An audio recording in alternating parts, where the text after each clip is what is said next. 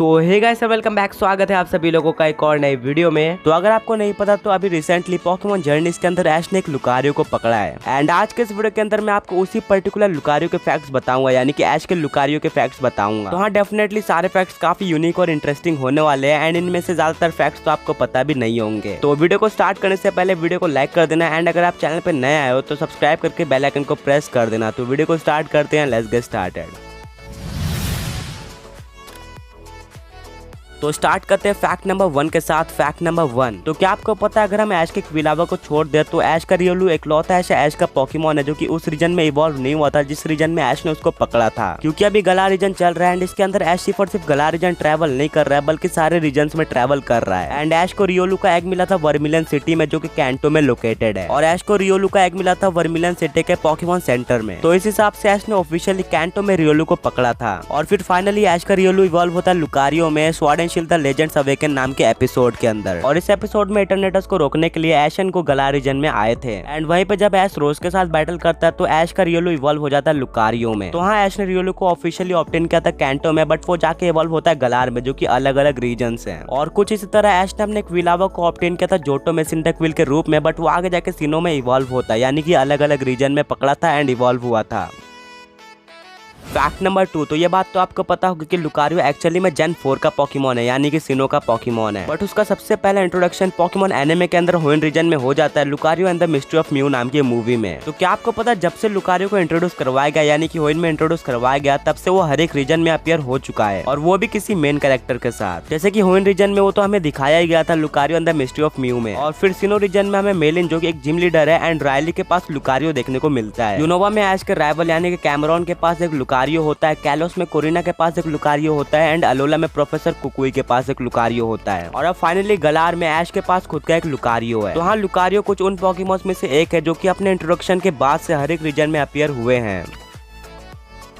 Fact number 3, क्या आपको पता है ऐश का लुकारियो काफी सारी चीजों में ऐश का फर्स्ट एंड यूनिक पोकेमॉन है। जैसे कि लुकारियो ऐश का सबसे पहला ऐसा पोकेमॉन है और अभी के लिए इकलौता है जो कि मेगा इवॉल्व हुआ था। एंड अगर आपको नहीं पता तो लुकारियो मेगा इवॉल्व हुआ था पोकेमॉन जर्नीज के एपिसोड 86 में, और इसी एपिसोड के अंदर लुकारियो ने एक जेन 8 के मूव को भी लर्न किया था जो कि था स्टील बीम, जिससे लुकारियो ऐश का इकलौता ऐसा पोकेमॉन बन गया जिसने किसी जेन 8 के मूव को लर्न किया हो या फिर यूज किया हो। और हाँ, रियोलू ऐश का सबसे पहला बेबी पोकेमॉन भी था एंड इकलौता बेबी पोकेमॉन भी था, क्योंकि अभी तक ऐश ने सिर्फ 2 ही ऐसे पोकेमॉन्स को पकड़ा है जो कि बेबी पोकेमॉन से इवॉल्व होते हैं, सबसे पहला पिकाचू एंड सेकंड स्नोरलैक। बट देखा जाए तो इन दोनों पोकेमॉन्स को ऐश ने उनके बेबी फॉर्म में नहीं पकड़ा था।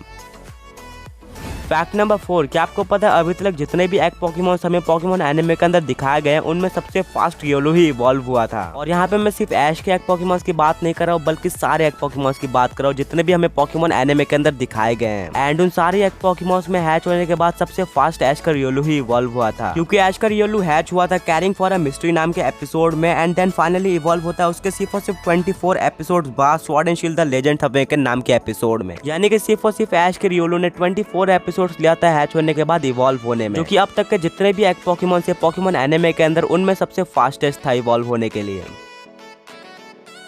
फैक्ट नंबर 5, क्या आपको पता है ऐश का लुकारियो ऐश का सेकंड स्टील टाइप पोकेमॉन है। सबसे पहला मेलमेटल था जो कि मिथिकल पोकेमॉन है जो कि प्योर स्टील टाइप का पोकेमॉन है, एंड उसके बाद ऐश ने लुकारियो को पकड़ा जो कि फाइटिंग एंड स्टील टाइप का पोकेमॉन है, एंड इसी के साथ ऐश का second steel type Pokemon Lucario बन गया। और इसी फैक्ट से आप लोग जान सकते हो कि ऐश स्टील टाइप पोकेमॉन्स को काफी कम पकड़ता है या फिर रेयरली पकड़ता है। और हाँ, यहाँ पे एक और फैक्ट है कि मेलमेटल के बाद ऐश का लुकारियो वो सेकंड पोकेमॉन है जिसने किसी स्टील टाइप मूव को लर्न किया या फिर यूज किया है, और वो स्टील टाइप मूव उसने अभी अभी लर्न किया है पोकेमॉन जर्नीज के एपिसोड 86 में जो कि स्टील बीम। एंड इसके पहले यार आप लोग मेलमेटल का जानते ही हो, उसने फ्लैश कैनन और डबल आयरन बैश जैसे मूव्स को लर्न किया था जो कि स्टील टाइप मूव्स हैं।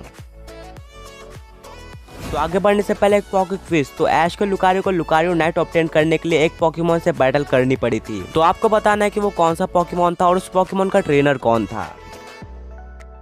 फैक्ट नंबर 6, तो आपको ये तो पता होगा कि ऐश के ग्रेनिंजा का जो सबसे आइकॉनिक मूव था वो था वाटर शूरिकेन। एंड आप लोगों ने ये भी नोटिस किया होगा कि उसका वाटर शूरिकेन किसी और ग्रेनिंजा के वाटर शूरिकेन के मुकाबले बहुत ही ज्यादा बड़ा होता था। तो क्या आपको पता है कुछ इसी तरह ऐश के लुकारियो का जो सबसे आइकॉनिक मूव है वो है ऑरा स्पीयर। एंड बिल्कुल ऐश के ग्रेनिंजा की तरह ऐश के लुकारियो का जो ऑरा स्पीयर है वो किसी और लुकारियो के मुकाबले बड़ा है, एंड उसके ऑरा स्पीयर की साइज ऑलमोस्ट डबल है किसी और लुकारियो के मुकाबले। और ये चीज आप लोग इस इमेज में क्लियरली नोटिस कर सकते हो जहाँ पे लास्ट लुकारियो ऐश का है। एंड इवन यार ऐश के लुकारियो का स्पेयर कोरिना के मेगा लुकारियो से भी ज्यादा बड़ा है। और ये तो कुछ भी नहीं है, जब ऐश का लुकारियो मेगा इवॉल्व हुआ था तो उसके ऑरा स्पेयर के साथ और भी कहीं ज्यादा गुना बढ़ गई थी। एंड ये वाली इमेज पिछले ही एपिसोड की है, तो हो सकता है कि ऐश के लुकारियो का जो ऑरा स्पेयर है वो और भी ज्यादा बड़ा हो जाए आगे जाके। फैक्ट नंबर 7, क्या आपको पता है ऐश के लुकारियो का सिर्फ ऑरा स्पेयर स्पेशल नहीं है, बल्कि उसका एक और मूव है जो कि इससे भी ज्यादा स्पेशल है, और वो मूव है डबल टीम। तो जैसे कि आपको पता होगा, जब भी एक पोकेमॉन डबल टीम यूज करता है तो वहाँ पे काफी सारे पोकेमॉन्स फॉर्म हो जाते हैं, बट वो सारे के सारे पोकेमॉन्स इल्यूजन होते हैं या फिर फेक होते हैं, एंड उनमें सिर्फ एक ही पोकेमॉन होता है जो कि ओरिजिनल होता है। एंड अगर वो सारे के सारे पोकेमॉन्स मिलकर एक साथ अटैक करे सामने वाले पोकेमॉन पे, तो सिर्फ एक ओरिजिनल वाला मूवी सामने वाले पोकेमॉन पे लगेगा, एंड बाकी का जो भी इल्यूजन या फिर फेक वाले होते हैं वो गायब हो जाते हैं। बट ऐसा केस ऐश के लुकारियो के साथ नहीं है। जब भी वो डबल टीम का यूज करता है तो बाकी के सारे फेक तो होते हैं, बट जब साथ में मिलकर सब अटैक करते हैं तो सारे के सारे अटैक सामने वाले पोकेमॉन पे लगते हैं, यानी कि उन सारे अटैक्स में एक भी अटैक इल्यूजन नहीं होता, सबके सब ओरिजिनल होते हैं। एंड ये चीज हमें तब देखने को मिलती है जब म्यूटू रिटर्न आता है पोकेमॉन जर्नीज में, एंड ऐश का लुकारियो उसके साथ फाइट करता है। फैक्ट नंबर 8, क्या आपको पता है सर एरोन के लुकारियो एंड ऐश के लुकारियो में काफी सारे सिमिलैरिटीज हैं, जैसे कि दोनों ही पोकेमॉन्स ऐश के ऑरा को सेंस भी करते हैं एंड काफी स्ट्रांगली रिएक्ट भी करते हैं। जैसे कि Lucario and the mystery of mu में हमें दिखाया जाता है कि सर एरोन का लुकारियो किसी चीज में कैद होता है, बट उसके अंदर से भी वो ऐश के ऑरा को सेंस कर लेता है एंड उसको लगता है कि वो सर एरोन है, एंड वो वहां से बाहर भी निकल जाता है। एंड बिल्कुल सेम इसी तरह जब ऐश का रियोलू हैच भी नहीं हुआ था, तभी भी वो एग के अंदर से ऐश के ऑरा को फील कर पा रहा था एंड सेंस कर पा रहा था। और इन दोनों में एक और सिमिलैरिटी ये है कि दोनों ही पोकेमॉन्स काफी सीरियस एंड लॉयल हैं। और फैक्ट नंबर 9, क्या आपको पता है जापानीज वर्जन में सर एरोन के लुकारियो और ऐश के लुकारियो दोनों को एक ही वॉइस एक्टर डब करता है, जो कि डायसुके नामिकावा, यानी कि इन्होंने ही जापानीज वर्जन में सर एरोन के लुकारियो की आवाज देते हैं एंड यही ऐश के लुकारियो को भी आवाज देते हैं।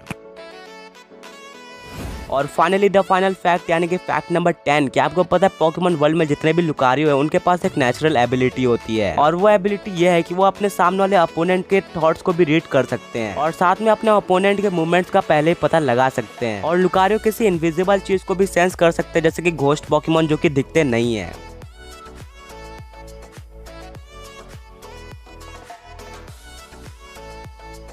वेल तो कैसे थे लुकारियो या फिर ऐश के लुकारियो के बारे में 10 इंटरेस्टिंग फैक्ट। तो अगर आपको वीडियो पसंद आई है तो वीडियो को लाइक कर देना एंड चैनल को सब्सक्राइब करके बेल आइकन को प्रेस कर देना। तो मिलेंगे ऐसे ऑसम कंटेंट के साथ। Until then peace out.